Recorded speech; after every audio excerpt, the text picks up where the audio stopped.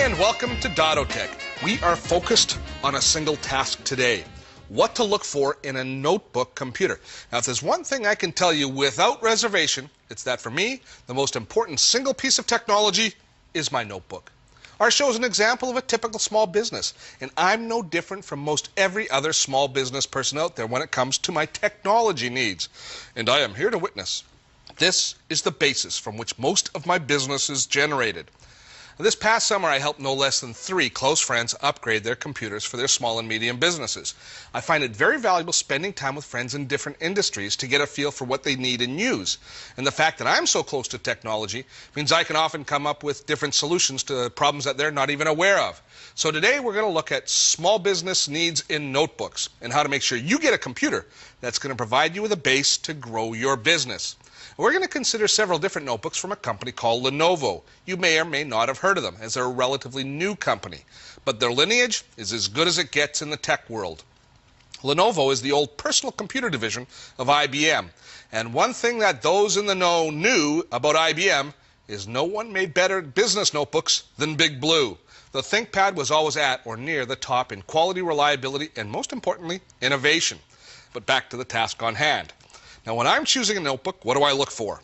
Quality and reliability has to top the list. These are tools that we rely on. In many cases, we can't afford any downtime at all. So making sure the manufacturer stands behind their product and has the wherewithal to address any service issues, that's right near the top of the checklist.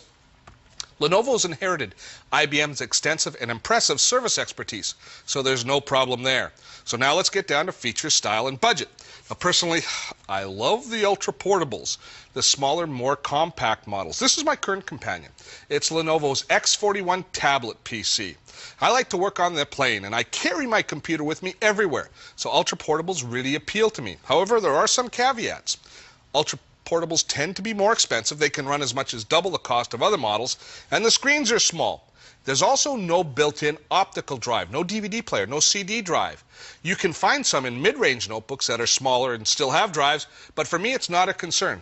Most people only use their drives to install software at the beginning of the setup phase of a new computer, and there are some pretty easy ways around that issue. After your software is installed, you really only need a drive for entertainment, for watching movies or ripping music, that sort of stuff. And I don't use my notebook for those things, but if you do, then that's going to factor into your decision.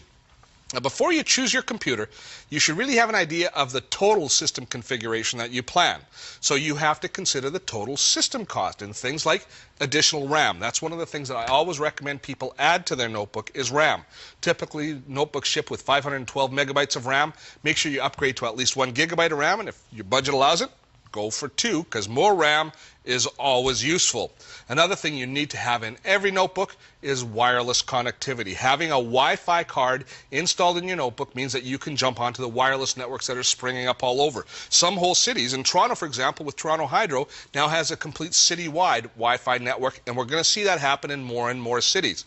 Even if your city doesn't have a complete Wi-Fi network covering the whole city, coffee shops, airports, there's lots of different points that you can jump on to the internet. As far as processor speed, you're going to let your needs dictate whether or not you should pay the extra, the premium, to upgrade to the fastest processor available in the model you choose. If you've got a lot of intensive graphics, that sort of stuff, in that case, you're going to want to pay the upgrade to get a faster processor. Now, additional peripherals to consider. If you're a road warrior, if you travel a lot, you probably want to consider getting an extra battery. And I like to have an extra power supply as well. That way I can leave one power supply plugged in where I normally leave my computer, keep the other one in my bag, and so that I don't have to unplug it from underneath my desk every time I move around. Also with notebooks, especially with the small notebooks, a dock or a port replicator like this one here allows us to plug the whole notebook in, and all of our peripherals are then connected right away. Extra peripherals like an extra monitor, your network cable, maybe a printer. You don't have to plug each of those in individually. Of course, you want to get a good, strong case to carry it around in. And the final thing you have to factor into the price is the cost of the software. Now, once you've got an idea of what your total system should contain, then you can begin looking at specific models. And we're going to do just that when Dotto Tech returns. Want more information about the items we highlight on the show? Then make sure you drop by our website at dottotech.com. You'll find details about the products we cover, episode descriptions, and lots of cool features.